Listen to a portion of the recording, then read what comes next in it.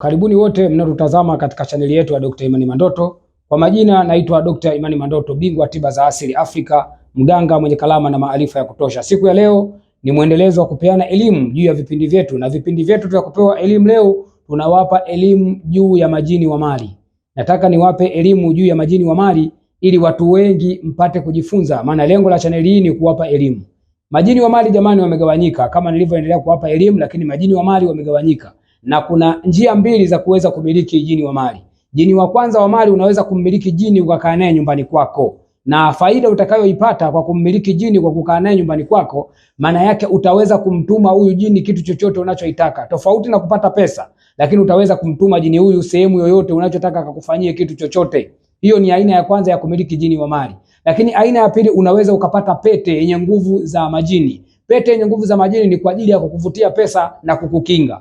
Pete, ukiwa na pete yenye kukuletea pesa yenye nguvu za majini, itakuletea pesa kwa kiwango utakachokuwa unaiituma, lakini pia utakuwa inakukinga, kukulinda dhidi ya maadui, dhidi ya watu ambao watakufanyia vitu vibaya, kwa sababu unapokuwa unafanikiwa katika jambo lolote, hasa kwenye kupata pesa, mara nyingi sana kunaibuka uadui, kunaibuka watu wanayekuwa wanakufuatilia na kutaka kukuzuru kwa ubaya. Kwa hiyo hii pete ya majini itakuletea pesa, lakini pia itakulinda. Lakini tofauti na kumiliki jini wa mali, jini wa mali atakufanyia vitu vingi sana, ikiwepo jini mwenyewe unaweza ukamtuma kwenda sehemu kwa kuchukulia kitu chochote unachokitaka. Yani kwa mfano, unawezekana wewe ukawa una pesa lakini unataka kudili na watu. Sasa kuna baadhi ya watu wana tabia zao wewe huzijui, kuna baadhi ya watu ni wabaya wewe huwajui, kuna baadhi ya watu wanatumwa kuja kukupeleleza wewe hujui, kuna baadhi ya watu wanatumwa kuja kukufanyia vitu vibaya wewe hujui. Na majini wa mali unapomiliki kukaa na jini, maana yake anakulinda si dhidi ya uchawi tu. Hii pete ya majini itakuletea pesa na kukulinda dhidi ya vitu vya kishirikina, yani vitu vya kichawi tu. Lakini ukimiliki jini wa mali utalindwa dhidi ya majambazi, utalindwa dhidi ya watu wanaokuja kukutapeli au kukufanyia vitu vibaya katika biashara ama kazi zako, utalindwa dhidi ya kuelewana na viongozi wa serikali. Viongozi wa serikali mara nyingi unapokuwa una pesa unahitaji kupata connection. Sasa huyu jini wa mali atakupatia connection kwa viongozi wakubwa wa serikali, utapata partnership za maana, utapata kupata kujuana na watu ambao ni watu matajiri wenzio, utapata kulindwa kuhusiana na nani ili nyota yako isimezwe. Maana miongoni pia mwa vitu ambavyo unaweza kupata faida endapo utamiliki jini wa mali ni kuweza kupata umaarufu, kwa sababu ieleweke, kuna watu wana pesa lakini hawana umaarufu. Kuna watu wana pesa lakini hawana mvuto. Lakini utakapokuwa na jini wa mali atakufanyia vitu vyote, yani kukupatia pesa kwa kadiri ya kiwango unachokitaka, atakulinda dhidi ya wachawi na washirikina na majini wabaya, atakulinda dhidi ya majambazi na watu wa mafia wanaotumwa kuja kukufanyia vitu vibaya, atakupa nguvu za kibiashara, atakupa nguvu za mvuto, atakupa nguvu za ushawishi, na atakufanya uwe unakubalika kila sehemu unaokwenda. Itoshe kusema kwamba ukimiliki jini wa mali kila kitu chako kinakwenda kinanyooka. Hakuna wakati utakaopata changamoto,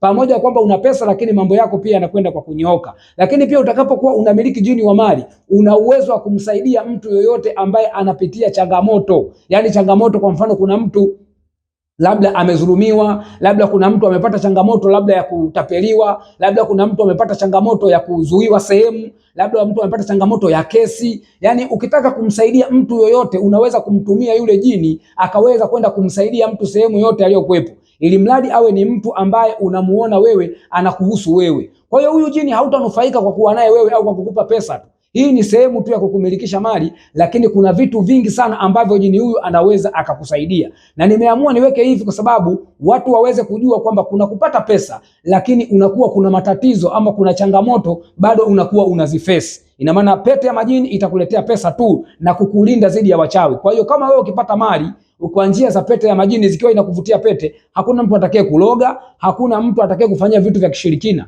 Lakini anaweza mtu kutumwa aje kufanyia mambo ya kijambazi, ina maana kwako ataweza kuingia. Ataweza kutuma mtu kwamba watu cabinet ya watu ikajiunda kwa ajili ya kukuangusha, yani kukuhujumu. Labda sehemu ya biashara fulani unaitaka, watu wakakuwekea roho mbaya kwamba sehemu hii mtu huyu asiipate. Kuna viongozi wa serikali, kuna baadhi ya watu na jopo la watu ambao wanaweza wakakuundia kamati ya roho mbaya na kuweza kukuzuia usipate kufanikisha. Ninapozungumza hivi, kama wewe hauna pesa unaweza usinielewe, lakini matajiri tayari ambao wana pesa wanaweza kunielewa. Kama unaweza ukawa na pesa lakini ukawa una changamoto. Kwa hiyo pete ya bahati itaweza kukuletea vitu hivyo vya pesa na kukulinda dhidi ya wachawi, lakini kumiliki jini. Na mimi napendekeza mtu yoyote anayetaka kumiliki pesa awe kama ana malengo ya kuwa tajiri mkubwa na kuweza kutawala sehemu fulani au kushika kitengo fulani cha kibiashara, na mtu yoyote asipate kumsumbua, sio watu wa serikali, sio watu ambao ni wafanyabiashara wenzako, wala sio watu uliowakuta katika hiyo tasnia unaokwenda kuifanya. Maana nafahamu wazi mtu atakapopata jini wa mali, atakapomiliki pesa, maana yake atakwenda kuweka miradi mbalimbali.